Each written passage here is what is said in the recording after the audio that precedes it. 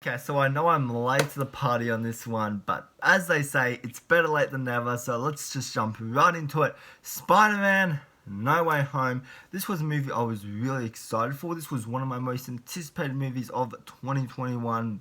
And speaking of 2021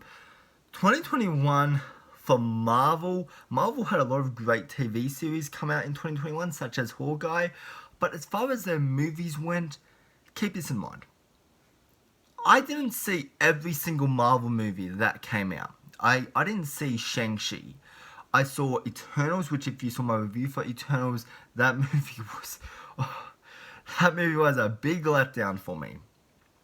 And so I was really hoping with Spider-Man No Way Home that it would recapture that magic. It would recapture that feeling of imagination, that feeling of, because I haven't seen like a movie of this scale in a theater for a long time. So I just wanted to go to the theater to have a fun time. I just wanted to throw popcorn in my face for 2 hours and hopefully crowd and cheer with what was going to happen in this movie. I was just going to go along with the ride. I didn't want to know any spoilers going into this movie. I just wanted to go in and just be surprised. And they were my intentions. They were my intentions. But that's not the way it turned out. Because the first part of this video is going to be a rant. Because I cannot film a review without talking about this. Because I think this is a big fucking problem with entertainment nowadays. So, in the first 2 to 4 days of this movie being released, like, so opening weekend of Spider-Man No Way Home, this movie was surrounded with so many expectations, so much hype, so much prediction, so many theories that this movie was hyped. This movie was hyped. Everybody was hyped to see this. And so the spoilers, the surprises in this movie, as you've heard, the surprises in this movie are hard to avoid. Because some inconsiderate fucking asshole on YouTube decided, like it would be fun to grab out my phone and, and film this character coming into the film. And film it with his fucking half-ass fucking iPhone, fucking shaking the camera around, fucking in terrible fucking quality. Fuck you. Fuck you. I am not saying that politely. Because this is a movie that a lot of people have been looking forward to. A lot of people have been looking forward to for like 2 years now. There's been so much, there's been so many theories. Why can't I just let somebody fucking enjoy the movie without it being fucking spoiled on YouTube? And, okay, so that's my first complaint. That's my first complaint is on the actual uploader and for that asshole that grabbed out his phone to film it. And then release it public to YouTube just for fucking views. You are the worst human being. You are the worst human being on earth if you grab out your phone during a movie when it clearly states at the beginning of the movie, turn off your fucking cell phone. And I am sorry for swearing so much. I am sorry, but this pisses me off. This pisses me off. The way these movies are meant to surprise people. They aren't supposed to be fucking ruined. Okay, so yeah, that's my first part of the rant done. Is on the upload, is on the person who actually filmed it. Second of all, the actual YouTube service. Because they have the availability to take down and block this, and this is not, this is not their footage. This is Marvel's footage, so it technically should be considered copyright. And so YouTube has the availability to take that video down or even block it so nobody can see it. Like, just why? Like, what do people find fun about releasing spoilers to YouTube? Views? Is that why? I mean, sure, like you might get like 1 million views in like the first hour of your video being up, but that does not make you a good YouTuber. The point is, like, entertainment is art. It's not supposed to be seen, in some half-ass fucking, some fucking iPhone shaky quality. It's supposed to be seen on the biggest screen with the loudest volume. But yeah, I I got this movie spoiled to me by typing in YouTube.com, and on the recommended page, it came up with like 2 or 3 videos like with actual clips from the film, and in the titles, like, it's not even censored. Like, the actual title says the spoiler. So, like, by the time you already look up YouTube, you're already going into spoiler territory. And, like, I know this has been discussed before, but, like, for a big movie like Spider-Man No Way Home, like, this has been a problem in the past with, with Avengers Endgame, Avengers Infinity War, any Marvel production. People find it fun to film it in the theater, so people can see their bright ass motherfucking phone, and like, everybody's now looking from the screen to your cell phone, because because the pixels and the screen brightness is so bright that it's brighter than the actual fucking movie.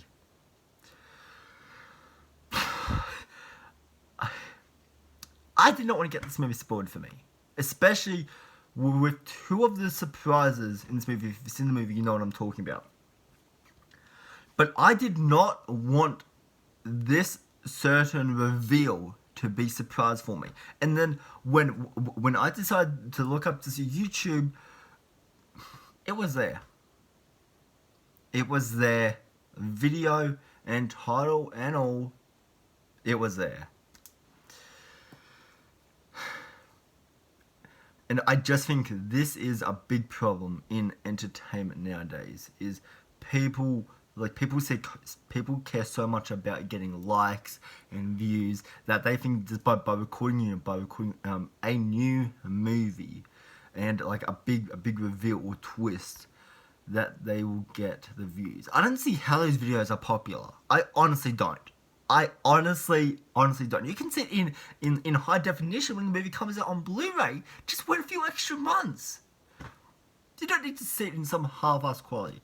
Like, I don't know why people want to watch that shit in that type of quality. But yeah, no, I really just wanted to get that off my chest, because that's something that really bugged me going into this movie, is kind of knowing, just sitting there during the opening credits of the film, just being like, well, this character's going to show up, this character's going to show up, this is going to happen, this is going to happen. I knew it all, guys. I knew it all. And so that really pisses me off. But anyways, yeah, that's my rant done for this video. Let's talk about the quality of Spider-Man No Way Home. Did this movie recapture the magic? Did it recapture the feeling of imagination? Fuck yes. This movie is a hell of a ride. This movie, I think, has some of Marvel's best action sequences I've seen in a Marvel production ever. The one action sequence I take away from No Way Home, when I left the theater, this was the one action sequence I was left thinking about, was the most impressive action sequence in this film, which was the one that you saw in the trailer, which was the train fight sequence.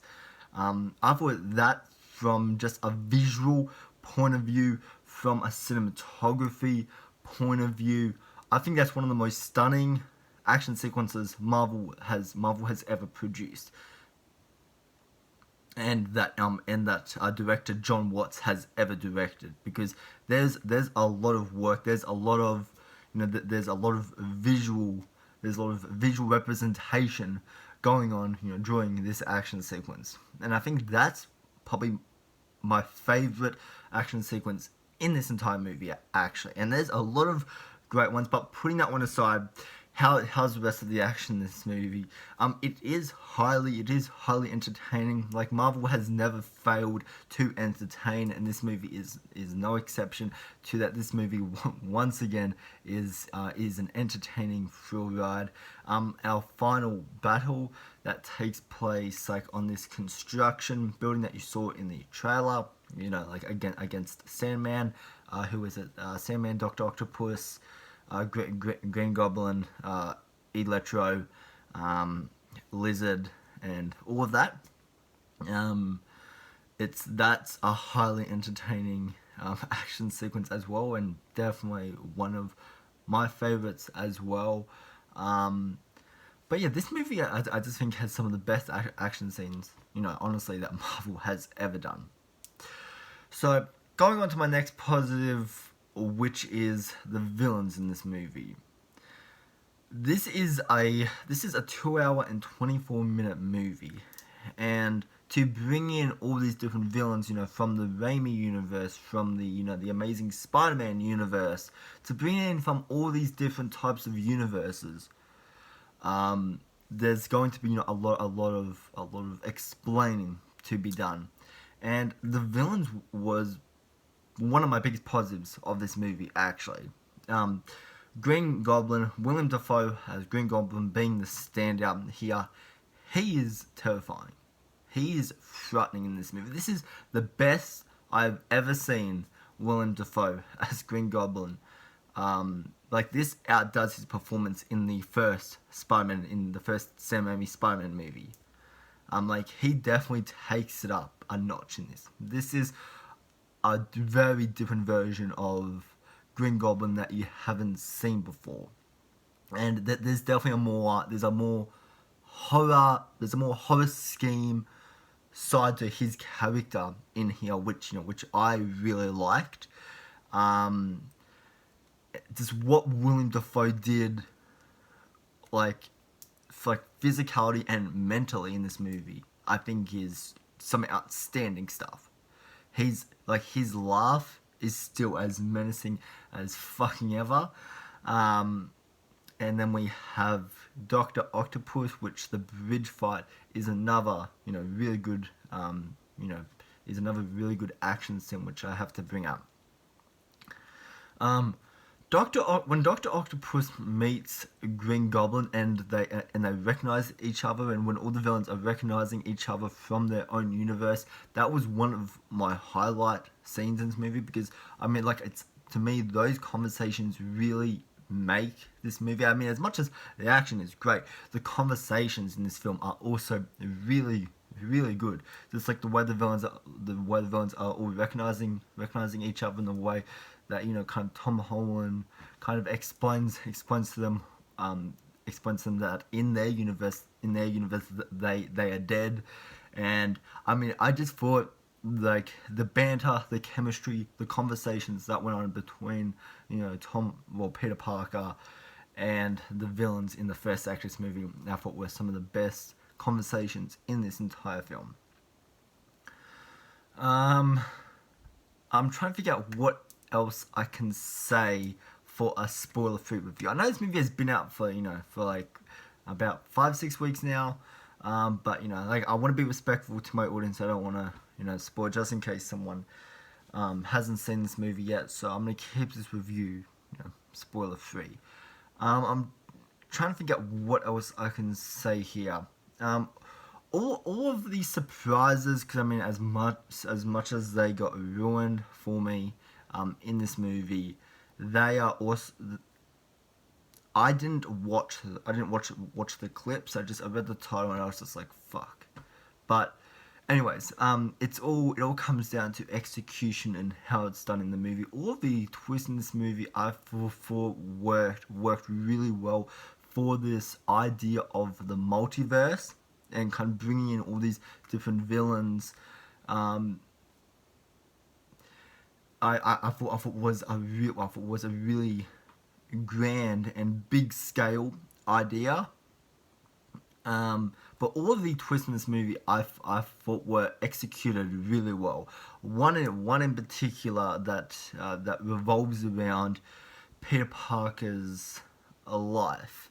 It goes on very early on in the movie, which this really kind of changed Peter's persona, because he goes from being Spider Boy to Spider-Man in this movie. This is where he takes it to the next level. This is not only like a really fun movie, but this is also a very emotional film as well, because there's a lot of challenges Peter is faced with mentally in this movie, which I really liked, because him being a superhero, he has to make these decisions, and the ending of this film, holy shit, I would be lying. I would be lying to you if I said I did not tear up in this movie. The ending did get me tearing up a little bit. So yeah, take that as you will. The ending, I'm really excited to see where this story hopefully will go on in Doctor Strange, into the multiverse. Oh, sorry, madness in the multiverse. I'm really excited to see if they do carry over this story, and it seems like there is going to be more multiverse story to explore, and so I'm really excited to see what they do in Doctor Strange 2 this year. But there's some villains in this movie that are left to the sideline, like Lizard. He doesn't have a whole lot of involvement. If you took him out, this movie would be no different. He's not really in the movie. He's maybe in it for like 3-5 minutes max. He doesn't really have a whole lot of involvement. Sandman, I really liked what they did here with Sandman. There's a really cool scene at the end, which I thought was a really nice nod to Spider-Man 3. Who else was in this movie? Shit, there's a lot of villains. Electro's new look in this movie. While I'm someone who defends the Amazing Spider-Man 2's like Electro look with the blue look, while I really liked that design, this one here, it definitely it's more comic book accurate, and I really like some of the stuff that they did with Electro in here, which I thought was really cool. And really, that's really all I can say regarding the reveals and the twists that happen in this movie. But I was really happy with how everything turned out, especially with this duo that goes on in the film. If you know what I mean, if it's in the movie, you will know what I mean. Which I really liked, the chemistry between this duo that happens in the film. I thought it made for some really entertaining and interesting sequences throughout the movie. But yeah, anyways guys, yeah, that is my review for Spider-Man No Way Home. It's finally out of the way. Man, I've been wanting to film this review. I mean, I saw this movie like 2 weeks ago. So, I mean, I've been wanting to film my review for Spider-Man No Way Home for a while now, because I could not live on without talking about this movie. I did not feel right about myself. I had to talk about this movie, and I'm finally done that. But yeah, if you have seen Spider-Man No Way Home, let me know down in the comments, what did you think of it? Did you like it? Did you like it? Did you think it was okay? Or did you really not like it? Let me know all your thoughts and opinions down in the comment section down below. So much guys, I hope you have a good rest of your day, evening or night, wherever you are, and I'll see you in the next video. Alright, bye.